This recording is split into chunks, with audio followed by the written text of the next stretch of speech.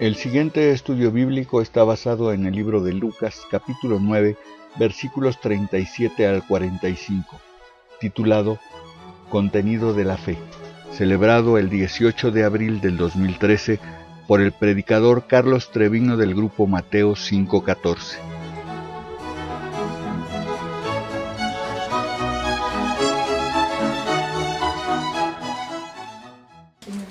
Ciertamente lo que predicamos, lo que vemos en la Biblia, lo que expandemos de los diferentes pasajes que nosotros estamos estudiando, pues queremos que sean muy prácticos para nuestra vida diaria.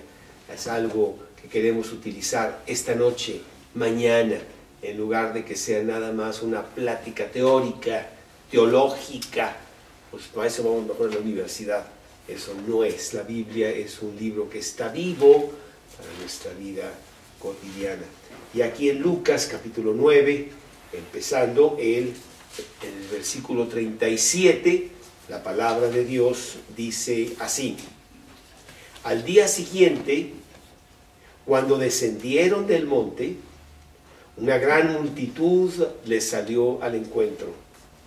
Y aquí un hombre de la multitud clamó diciendo: Maestro, te ruego que veas a mi hijo, pues es el único que tengo. Y sucede que un espíritu le toma de repente, da voces y le sacude con violencia y le hace echar espuma, y estropeándole, a duras penas se aparta de él. Y rogué a tus discípulos que le echasen fuera, y no pudieron. Respondiendo Jesús dijo: Oh generación incrédula y perversa, ¿hasta cuándo he de estar con vosotros y os he de soportar? Trae acá a tu hijo. Y mientras se acercaba el muchacho, el demonio le derribó y le sacudió con violencia. Pero Jesús reprendió al espíritu inmundo y sanó al muchacho y se lo devolvió a su padre. Y todos se maravillaban, todos se admiraban de la grandeza de Dios. Y maravillándose todos de todas estas cosas que hacía, dijo a sus discípulos: Haced que os penetren bien en los oídos estas palabras, porque acontecerá que el Hijo del Hombre será entregado en manos de hombres. Mas ellos no entendían estas palabras, pues les estaban veladas para que no las entendiesen, y temían preguntarle sobre esas palabras. Bueno, este es un pasaje que realmente a mí me gusta mucho. Lo leí me impactó mucho desde esos primeros días, cuando yo recibí a Cristo en mi corazón hace ya 36 años. Aunque en el pasaje de Lucas no dice lo que tanto me impactó a mí, que en el pasaje paralelo de Mateo y en el pasaje paralelo de Marcos sí lo citan, y ahorita lo vamos a ver. Este pasaje es un pasaje realmente muy bonito, muy importante, y está en los tres evangelios denominados sinópticos. Sinópticos quiere decir resumidos, quiere decir anecdóticos. El de Juan es el que es totalmente diferente, pero esos tres evangelios fueron construidos hablando mucho con la gente que había estado, para darles los detalles de lo que ellos habían visto y habían oído. Y bueno, es un pasaje de fe, en donde el padre de este muchacho le va a decir a Jesús, porque Jesús le dice, que te digo, no está aquí, está en Marcos, y lo vamos a ver ahorita, está en Marcos y está en Mateo. Jesús le dice: al que cree, todo le es posible. Y entonces este señor, padre del muchacho, le dijo: creo, ayuda mi incredulidad. Maravilloso la contestación de esta persona. Entonces es un pasaje de fe. En estos días he estado yo hablando allá en el club con algunas personas alemanas, inclusive me llegaron algunos libritos muy bonitos en alemán, que muchos de ustedes lo conocen, el libro de Más que un carpintero, que realmente sí tiene mucho éxito, pero yo lo pedí que me lo trajeran en alemán para regalarlo a ciertas personas. Y hay una persona que, bueno, lo está leyendo ya y todo. Me dijo, Carlos, es que es muy difícil creer. ¿Cómo podemos tener fe? Y yo le dije, creyendo, sencillamente tomando la actitud de querer creer, y ya está. Porque la fe viene de Dios, la fe bíblica viene de Dios. Por lo tanto, pues le vas a pedir a Él que te la dé, tú no la puedes producir, pero es nada más querer. Es muy sencillo, en realidad. Pero bueno, muchos de nosotros nos hacemos bolas al no tener bien fincada los fundamentos de la Biblia. Y yo quiero decirte que el núcleo del cristiano, la persona que ha recibido a Cristo en su corazón, es precisamente fe. Fe en el Señor Jesucristo. Fe en lo que Él dijo. Fe en lo que dice la Biblia. Y bueno, un versículo que tú conoces muy bien, te lo tienes memorizado, es Efesios 2. Efesios 2, 8 y 9, que lo hemos citado muchas veces. Efesios 2, 8 y 9. Porque por gracia sois salvos por medio de la fe. Ahí está. Yo recibo el regalo de Dios por fe. Nomás Él me dice que me lo va a dar, y yo le creo, y yo lo tengo, y ya está. Esto no de vosotros, es un don.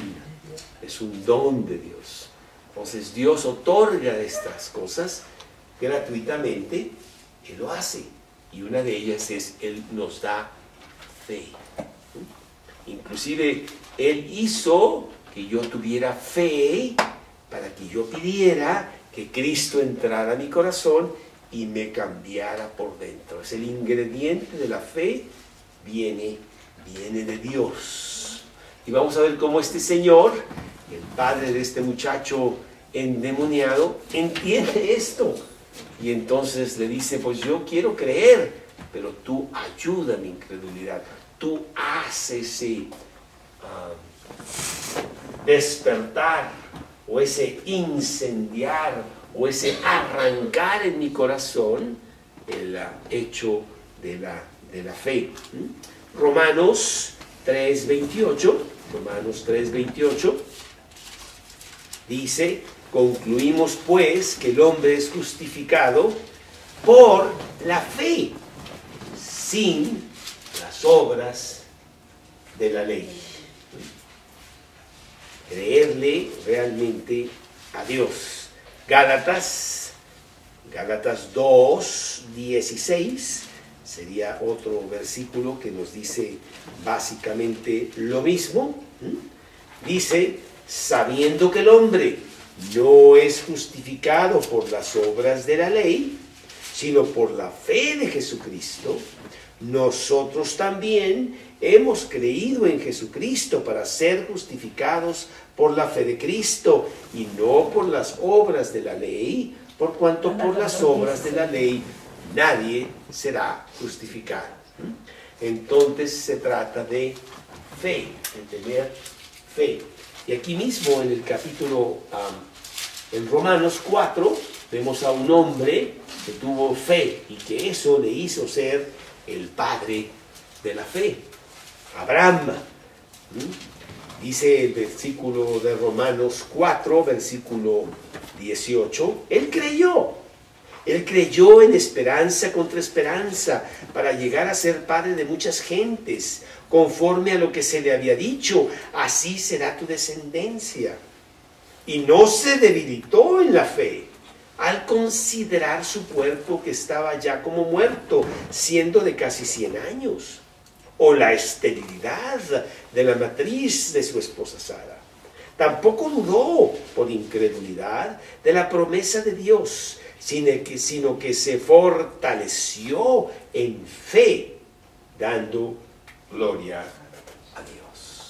Y yo creo que este ingrediente tan importante que Dios te da desde el día que tú recibes a Cristo en tu corazón, que se llama fe, va a ser vital e importantísimo en tu vida cristiana diario. Acuérdate que es una manifestación del fruto del Espíritu Santo, ¿sí?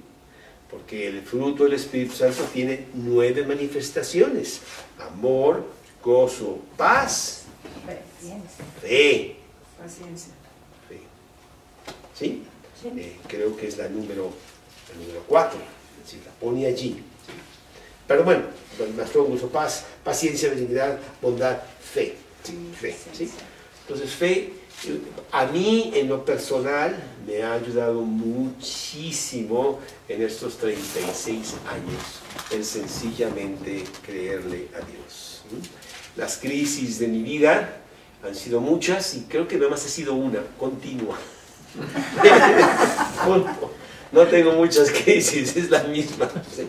En donde yo me meto en muchos líos y no sé cuánto. Y entonces necesito poner los ojos en Jesús, creerle a Jesús y decir: tú me sacas, Dios, y no sé cómo le vas a hacer, y yo sigo caminando. ¿Sí? Es tener fe en la palabra de Dios, porque ¿cómo se acrecenta la fe? La fe viene por el oír, y el oír por la palabra de Dios. Y entonces tengo fe, y de repente pues ya salió el sol y se disipó aquel problema. Bueno, viene el siguiente, pero bueno. Entonces fe. ¿Cuántas veces cuando yo estaba memorizando el Evangelio de Juan, me acuerdo un día allá en Veracruz que tenía una serie de problemas en las aduanas y no sé qué, mi Dios, y entonces esa noche pues estaba pensando en qué iba a pasar el día siguiente, y yo tenía mi Evangelio de Juan y estaba memorizando el Evangelio de Juan, y entonces memorizaba, apagaba el foco y entonces estaba memorizando, ay, se me olvidó, y lo prendía para ver, ay, es esto, lo volví a apagar, y así pasé la noche. De otra manera no la hubiera podido pasar. Entonces este ingrediente es importantísimo para tu vida diaria. Y fe no es aventurarte irracionalmente y tirarte al vacío y decir: Dios, pues yo confío en ti, y si no me agarras, pues me mato y ya. No es eso, esa no es la fe de la que estamos hablando, sino es creerle a Dios lo que dice en su palabra. Esa es fe. Tú dices esto, yo lo creo. Y lo creo porque lo dices tú, y nada más. No hay por qué dudar, aunque quizá las circunstancias sean para dudar. Porque Abraham tenía casi 100 años y nunca había tenido ningún hijo, y Dios le dice que va a tener un hijo. Y entonces fe dice que Abraham no dudó, sino que se fortaleció en fe. Y bueno, Dios, pues no sé, no entiendo, pero tú sí sabes. Y él tuvo fe. Salmos 19, 7 y 8. Salmos 19, 7 y 8. La ley de Jehová es perfecta, que convierte el alma. El testimonio de Jehová es fiel, que hace sabio al sencillo. Los mandamientos de Jehová son rectos, que alegran el corazón. El precepto de Jehová es puro, que alumbra los ojos. Está hablando de la Biblia.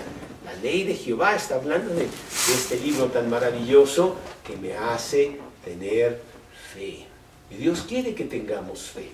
Inclusive Dios a veces nos pone pruebas para ver si realmente tenemos fe. O si en la prueba decimos, no, pues, y se nos caemos porque finalmente no hubo fe. Dios quiere que tengamos fe.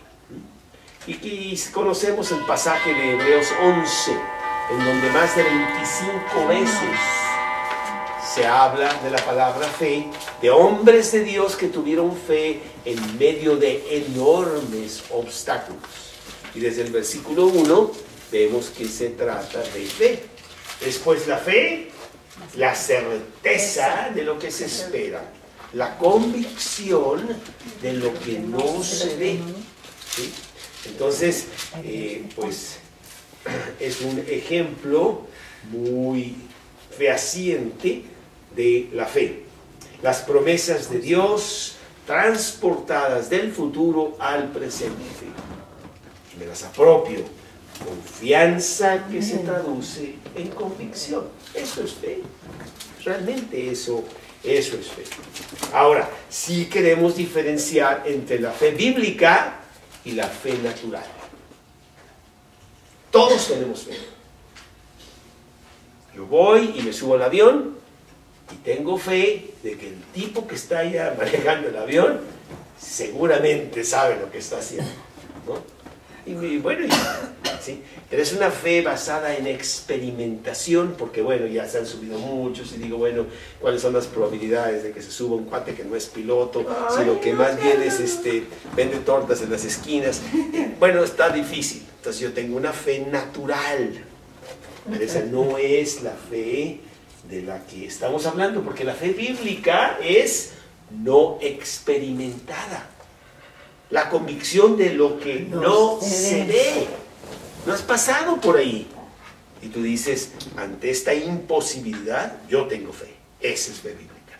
Y esa fe la produce Dios. Por ejemplo, Hebreos 11, 8 y 9. Hebreos 11, 8 y 9.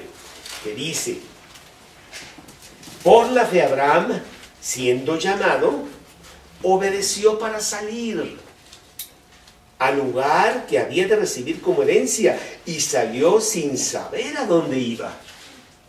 Por la fe habitó como extranjero en la tierra prometida, como en tierra ajena, morando en tiendas con Isaac y Jacob, coherederos de la misma promesa, porque esperaba la ciudad que tiene fundamentos, cuyo arquitecto y constructor es Dios. Abraham no había pasado por ahí, sino Dios le dijo, haz esto a ciegas, pero es porque lo digo yo, no es racionalmente, ¿no? Sino que Dios le dijo que lo hiciera. Nosotros basamos nuestra fe en lo que dice Dios, y si lo dice Dios, es suficiente, ¿sí? Y esa es esa fe bíblica. Es más, sin esa fe es imposible agradar a Dios, ¿verdad? Hebreos 11:6. Pero sin fe es imposible agradar a Dios, porque es necesario que el que se acerca a Dios crea que le hay y que es galardonador de los que le buscan, ¿sí? Entonces a Dios le agrada que tú confíes en Él, a Dios le agrada que tú le creas, y ciertamente pues no le agrada que no le creas, que dudes de sus promesas, ¿sí? Entonces así está esta situación. Y la fe es intelectual, porque uso mi cabeza. La fe es emocional, porque entra en mi corazón. Pero sobre todo la fe es activa, porque hago algo al respecto. Intelectual, emocional, activa. La fe es caminar. Abraham, sal de Ur de Caldea. ¿Y qué hizo? Tuvo mucha fe, pero no salió. No, sí salió, agarró sus maletas, se fue al aeropuerto. Vamos, ¿sí? A ver dónde me lleva Dios, ¿sí? Esa es fe. Sencillamente dijo, no sé, porque ni pasaporte traigo. Pero pues si Dios dice, pues Él hace las cosas y las hace bien. Esa es la fe que nosotros queremos experimentar, porque si tú tienes a Cristo en tu corazón, Dios ya te la dio. Ahora nada más ejercítala. Y el resultado de la fe es obediencia. Entonces vamos a apuntar ahí, lo primero que queremos apuntar es el núcleo del cristiano es la fe. Y la fe resulta en obediencia. Esas dos cosas. Y quizá una tercera, la fe es acción. Actuamos conforme a lo que se nos dice que hagamos. Y vemos todos estos hombres de Hebreos 11, Abel, Enoc, Noé, Abraham, Isaac, Jacob, José, todos creyeron, todos obedecieron, todos hicieron lo que Dios les dijo que hicieran. Y finalmente, pues recibieron las promesas. Esas promesas Dios quiere que sean tuyas, que seas un hombre de fe, que no tengas temor, porque en el amor no hay temor, dice el versículo. Que le creas a Dios y que hagas conforme a lo que Él dice, aunque te parezca ilógico a ti, aunque te parezca insensato, o aunque no lo quieras hacer, hazlo. Viene de Dios y tú verás la bendición que Dios va a hacer en tu vida. Inclusive la fe llega a traspasar lo natural. Lo natural es que yo le tenga miedo a la muerte. Lo natural es que si viene el coche yo me quito. Naturalmente, instintivamente. El instinto de sobrevivir.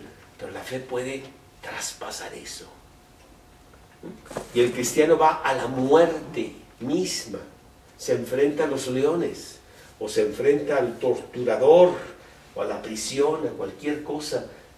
En esa fe. La fe le da ese desconectar el instinto natural y vivir de una manera sobrenatural para enfrentarse a eso. Y lo vemos aquí mismo también en Hebreos 11, a partir del versículo 35. Hebreos 11, 35, que habla de la fe. Las mujeres recibieron sus muertos mediante resurrección, mas otros fueron atormentados, no aceptando el rescate, a fin de obtener mejor resurrección. Otros experimentaron vituperios, azotes, a más de esto prisiones y cárceles. Fueron apedreados, aserrados, puestos a prueba, muertos a filo de espada. Anduvieron de acá para allá cubiertos de pieles de ovejas y de cabras, pobres, angustiados, maltratados. Tenemos muchos ejemplos a través de los siglos de grandes hombres de fe que no temieron las amenazas del hombre para nada. A ese punto llega la fe. Y en esta sección, en este pasaje tan bonito de fe, vamos a ver cuatro cosas. Cuatro cosas que vamos a ver aquí en Lucas acerca de la fe. Y número uno es la posesión demoníaca. La posesión demoníaca. Entonces vamos a nuestro pasaje de Lucas 9:37, y empezamos nuestra historia de esta situación que nos va a hablar poderosamente de fe. Al día siguiente, dice el versículo 37, ¿al día siguiente de qué? Bueno, la semana pasada estuvimos hablando de la transfiguración, de cómo Jesús sube al monte con 3 de sus discípulos y Él se transfigura para hacerles ver a ellos quién es realmente Jesús. Ellos se quedan realmente plasmados, se quedan maravillados, se quedan impactados de este evento que fue trascendental por el resto de sus vidas. Ellos vieron a Jesús como Dios mismo, más allá de la naturaleza humana que ellos habían visto en esos días con Jesús siguiéndolo por todos lados. Y ahora va a haber un contraste muy grande. Al día siguiente, dice aquí, cuando descendieron del monte, bueno, venían precisamente de ese evento de la transfiguración de Jesús. Una gran multitud les salió al encuentro. Una multitud los aguardaba, porque siempre era ya muy notorio, Jesús era ya muy famoso, pues multiplicaba los panes y sanaba personas, inclusive resucitaba gentes, tenía mucha popularidad y ya la multitud lo estaba aguardando. Dice en Marcos, en el pasaje paralelo de Marcos, allá en Marcos 9:14, Marcos 9:14, dice la palabra de Dios que cuando Él llegó a donde estaban los discípulos, vio una gran multitud alrededor de ellos y los escribas disputaban con ellos. Entonces, dentro de esta multitud estaba una serie de personas que estaban discutiendo con los otros 9 de los apóstoles acerca de las cosas que Jesús hablaba, la manera de pescarlo, la manera de contradecirlo, la manera de poder acusarlo. Ahí estaba ya Jesús.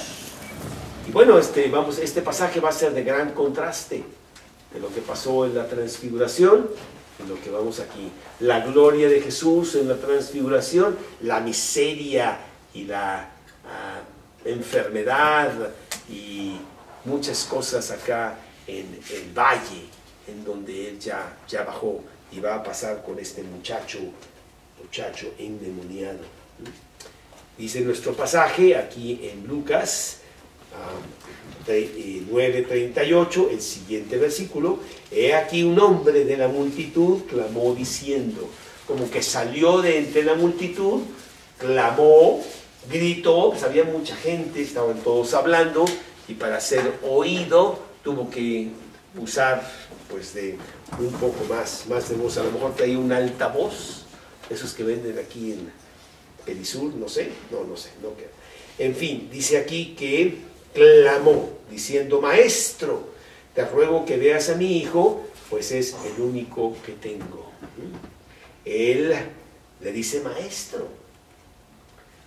Y bueno, ya es una palabra importante, quiere decir que le está dando un lugar especial. Pero en Marcos le dice Señor. Vamos a Marcos en el capítulo 9. En el capítulo 9 de Marcos dice la palabra de Dios que 9:15, enseguida le preguntó, bueno, no, dice aquí maestro también, entonces dice en Mateo 17, en donde debe de decirle, Señor, déjame ver, aquí está.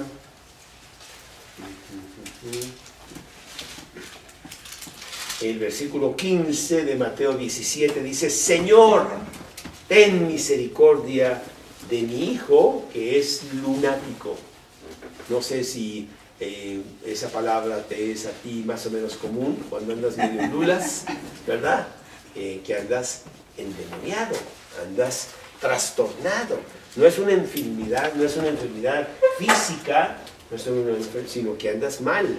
El Señor reconocía que su hijo estaba bajo una posesión demoníaca.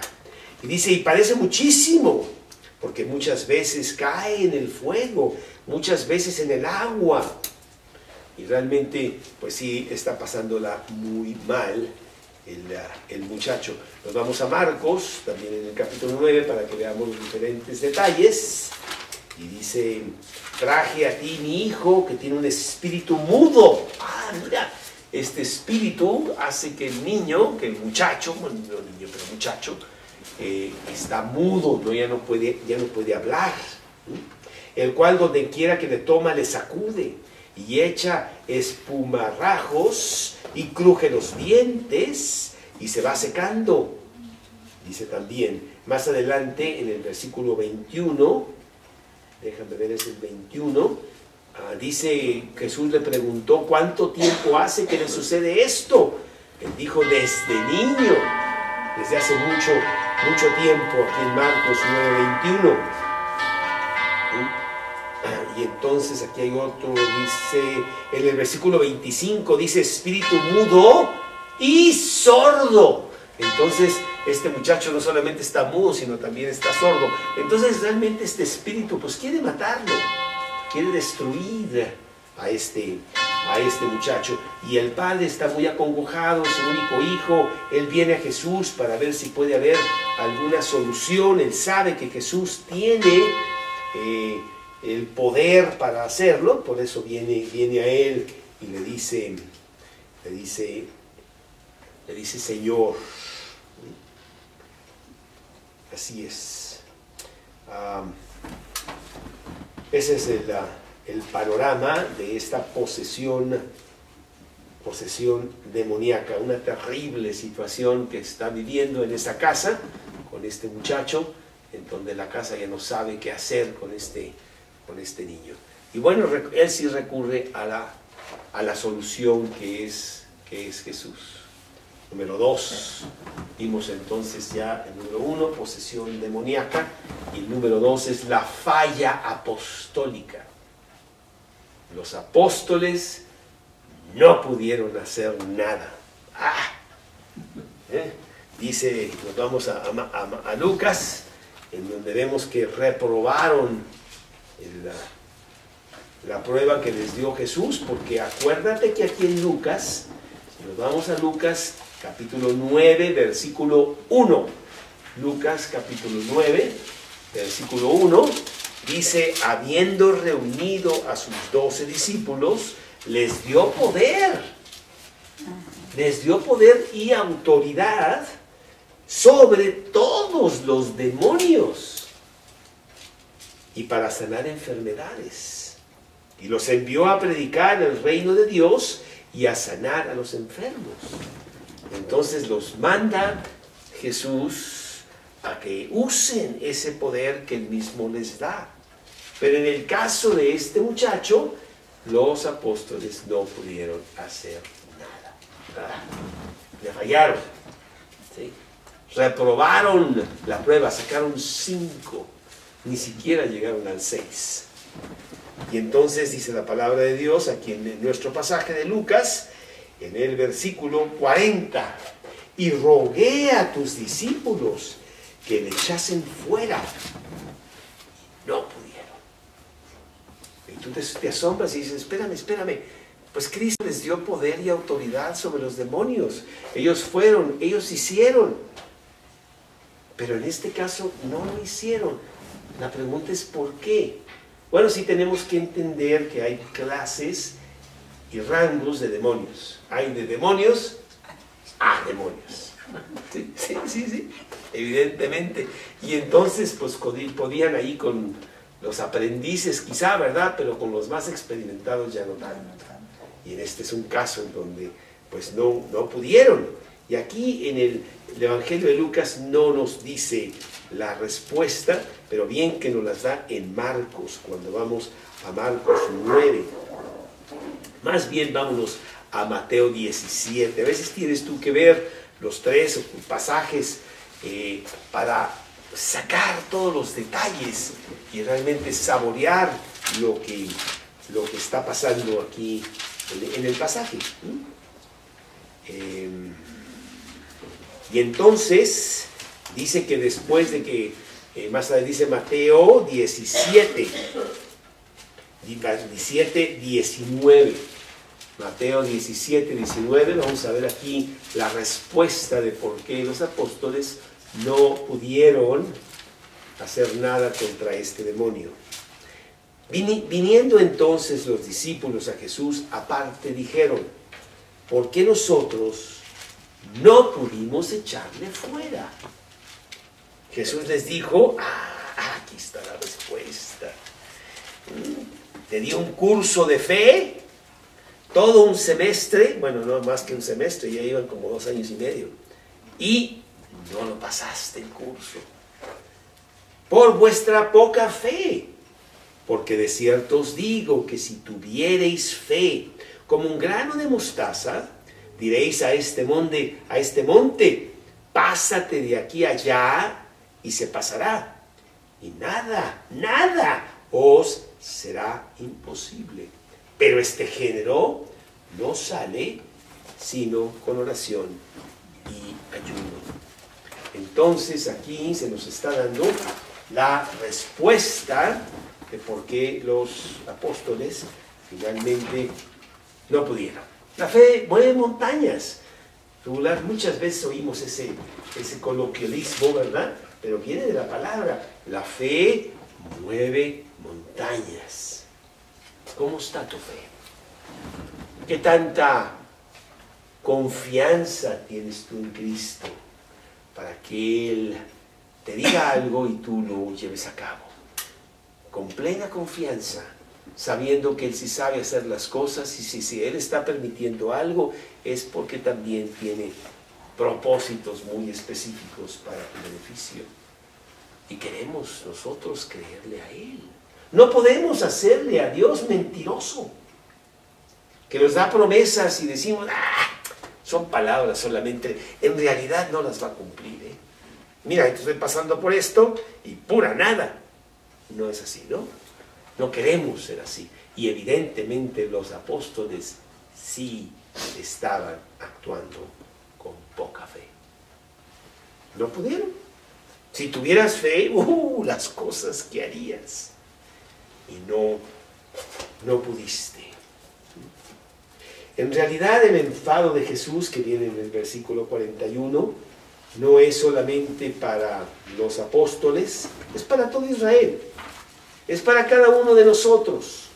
En donde dice el versículo 41, respondiendo Jesús dijo, oh generación incrédula y perversa, ¿hasta cuándo he de estar con vosotros y os he de soportar?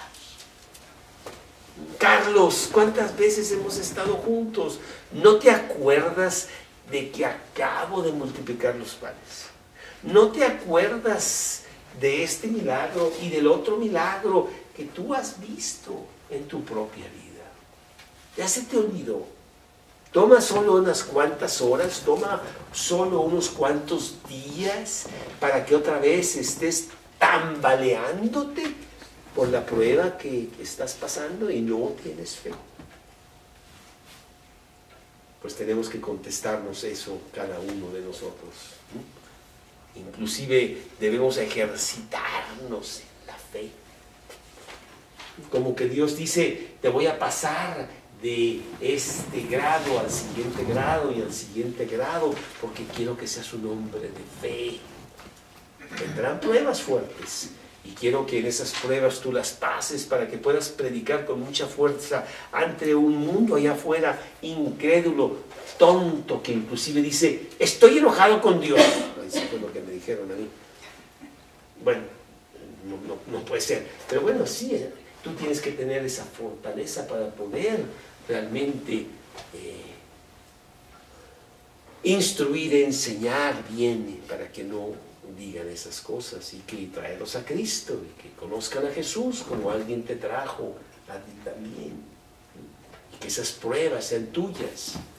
Abraham tuvo una prueba así, que después de esperar tantos años, 30 años, donde Dios le había dicho que de Abraham vendría una gran descendencia, pero Abraham no tenía hijo, y pasaron 30 años para que se cumplieran, 35 años, para que esa promesa se cumpliese y llegara su hijo Isaac.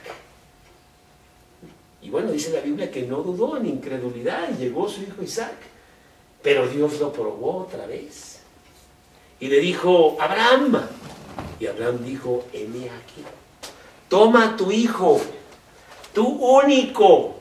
No sé cuántos años tendría Isaac, a lo mejor tendría 10, 12, 15, no sé cuántos. Y sacrifícalo a mí en el monte Moriah, 3 días de camino de aquí a allá. Y Abraham dijo, pura nada. ¿Cómo crees? Oye, por fin llegó y me dices que... No, ¿verdad? Él dijo que lo iba a hacer. Y estuvo a punto de hacerlo. Fue un ángel el que le empaló la mano cuando él lo iba finalmente a sacrificar. Y dice la Biblia que lo que Abraham pensó fue un acto de gran fe. Si Dios me dice que de mí viene una gran descendencia y me dice que yo lo mate para que ya no tenga ninguno, pero él me ha dicho que viene una gran descendencia, eso quiere decir que me lo va a resucitar. O sea, bueno, está bien. Me quiere enseñar su gran poder de resurrección. Y eso fue lo que dice. Aquí lo dice en Hebreos 11, precisamente. Dice exactamente eso. Creo que es Hebreos 11, 17, quizás. Por la fe Abraham. Sí. Por la fe Abraham, el 17, cuando fue probado, ofreció a Isaac. Porque que había recibido las promesas, ofrecía a su unigénito, habiéndosele dicho, en Isaac te será llamada descendencia, pensando que Dios es poderoso para levantar aún de entre los muertos, de donde en sentido figurado también lo volvió a recibir. ¿Hasta dónde llega la prueba de fe que Dios quiere para ti? Y que la pases. Dios quiere eso en tu vida. ¿Sí? Bueno, pues vemos que los apóstoles no la pasaron. Vemos que nosotros no las pasamos. Cuántas veces estamos allí realmente tirados sin fe. Cuando Dios dice, ¿qué pasó? Y eso que no te he probado hasta la sangre, ¿eh? Y ya te me caíste con algo pequeño en donde yo quería que tú pasaras con honores el curso de la fe. Pues no lo pasaron, ¿sí? Muy bien, pues entonces el Padre parece ser que sí la pasa, porque si nos vamos entonces aquí, déjenme ver a Marcos 9, que Lucas no lo tiene, tenemos que irnos a Marcos 9.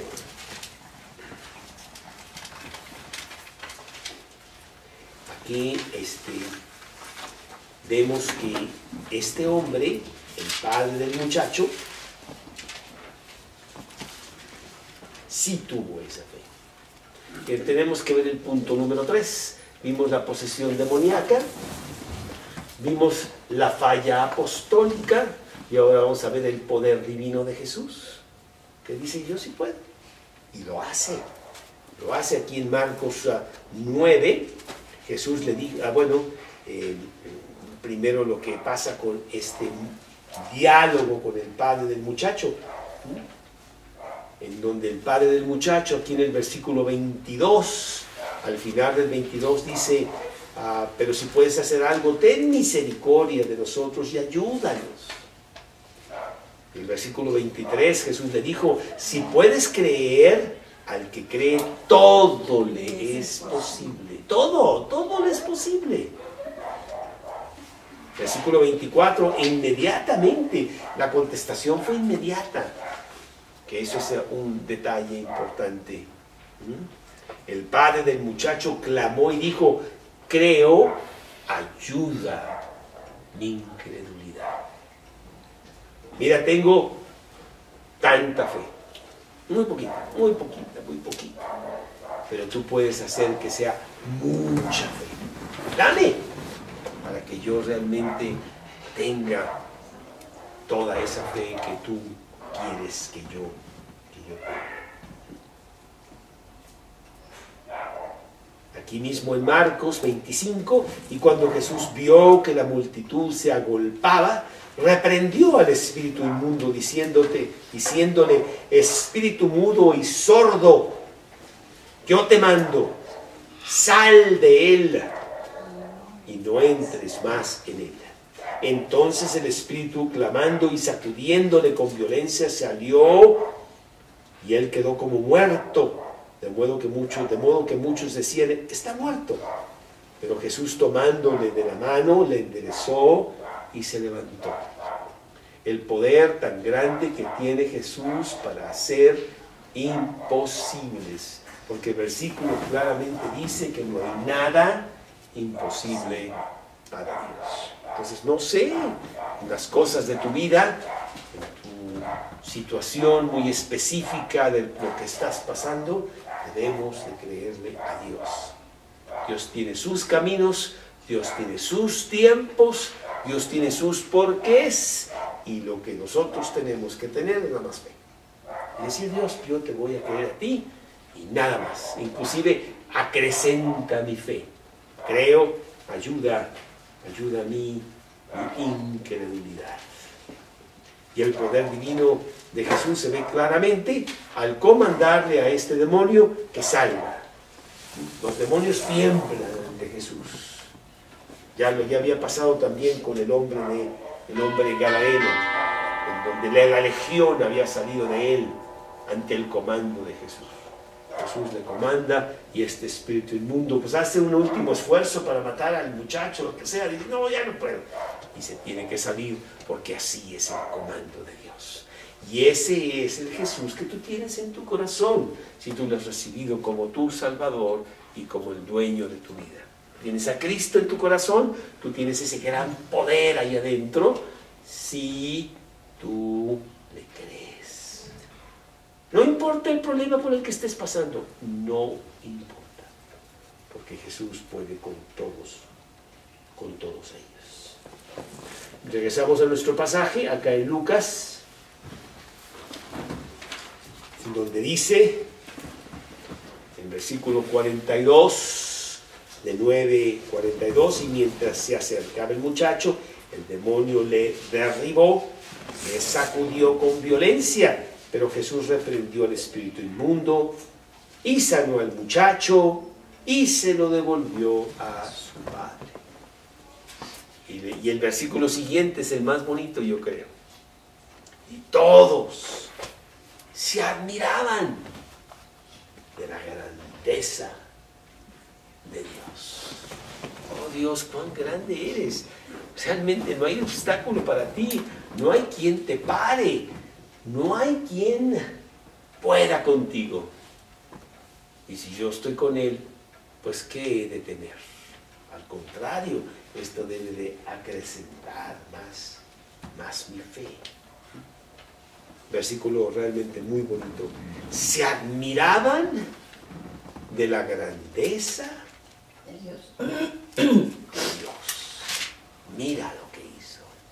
Mira con qué facilidad el espíritu inmundo le obedece y se retira inmediatamente.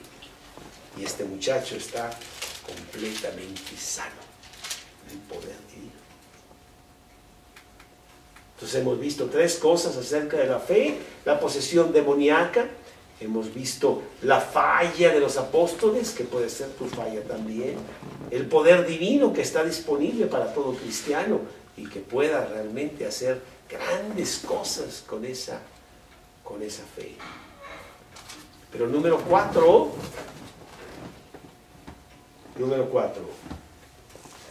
la persona de Cristo. Porque aquí hay algo muy importante ante este gran poder que acabamos de ver, esta gran enseñanza de fe que acabamos de ver.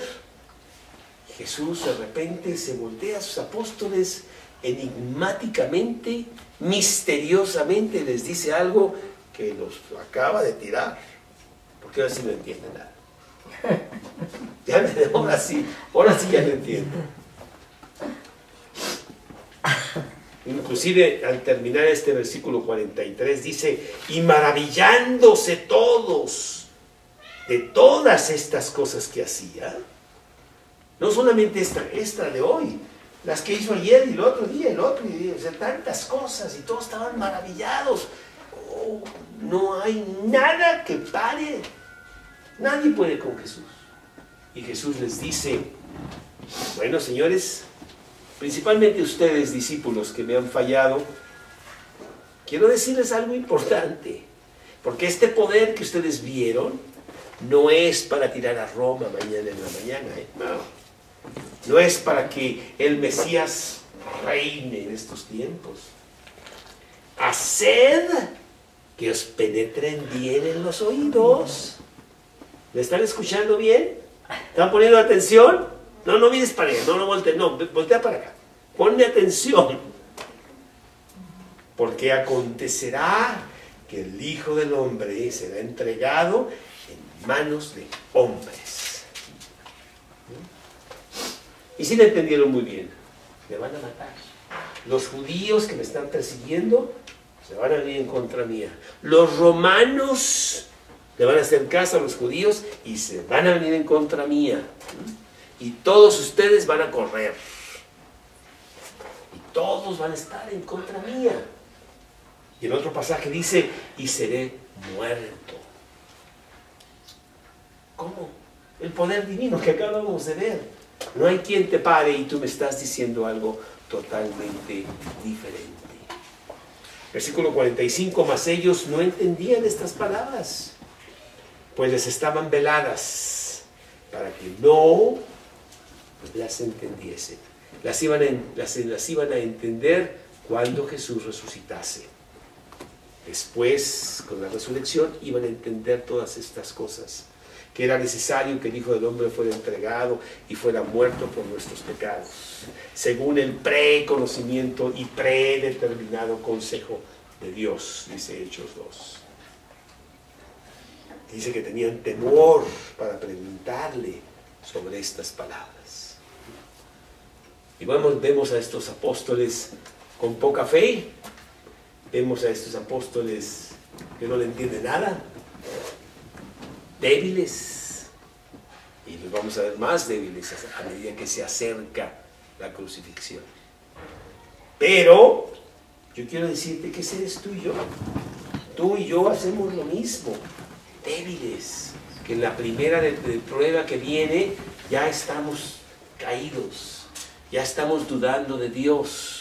Ya no venimos al estudio porque nos sentimos muy mal. Ya no leemos la Biblia porque a lo mejor, no sé si Dios realmente me va a cumplir, no sé. En estos días no estoy leyendo la Biblia, estoy muy mal. No le creo a Dios, fíjate. Se me perdieron las llaves y no las encuentro, etc. Y tenemos una gran falta de fe. Falta de fe que debemos de venir a acrecentarla, y hacemos lo contrario. Nos retiramos y nos va peor todavía. Aquí ellos no se retiraron, pero sí estaban mucho débiles. Y los vamos a ver con gran debilidad la noche de la traición y la aprehensión de Jesús. No queda ni uno. Olvídate de los corredores olímpicos. Estos hombres sí sabían correr, porque no estaban preparados para las pruebas. Dios quiere que tú estés preparado para las pruebas que vienen, y ciertamente vendrán pruebas a tu vida. Y que tú estés fortalecido para que inclusive al pasar la prueba, mientras la estás pasando, tú impactes a mucha gente con la fortaleza de tu fe. Y que digan ellos, con esa fe, yo también quiero eso. En lugar de decir, pues mira, muy cristiano, y ya estás temblando. ¿Dónde está la fe que tú me dijiste que tenías? ¿No? Pues este es el contenido de la fe. Pídele a Dios que realmente te haga pasar las pruebas de la fe. Para que seas poderoso predicador en estos tiempos, pues tanto se necesita, pobre México, tan lejos de Dios. Sí está lejos de Dios. Dice mucho, pero en la primera prueba ya se cayó, está todo tirado. ¿Sí? No podemos ni siquiera meter un gol. Pero es nada más lo que pasa adentro. Tenemos temor, tenemos debilidad. Estamos amedrentados con todas nuestras cosas. Así es. Pues que no te pase a ti. Y si tú no tienes a Cristo en tu corazón, pues hay que empezar por ahí, porque entonces no tienes fe. La fe es un producto de tener a Cristo en tu corazón como tu Salvador. Pues vamos a hacer una oración. Si tú tienes duda de que Cristo no está en tu corazón, de que Cristo no es el Salvador y dueño de tu vida, pues tómalo para tu vida hoy. Dile que eres un pecador. Dile que te perdone. Invítalo a tu corazón. Señor, en esta noche yo vengo a ti para pedir perdón de mi vida egoísta, centrada en mí, y pedirte que entres a mi corazón, para que seas el dueño de mi vida, mi Salvador, mi Señor. y que me des ese ingrediente de fe que tú das a todo aquel que se entrega a ti. Así como le das también la vida eterna. Entra en mi corazón en este momento, ahora mismo. Te lo pido en el nombre de Cristo Jesús.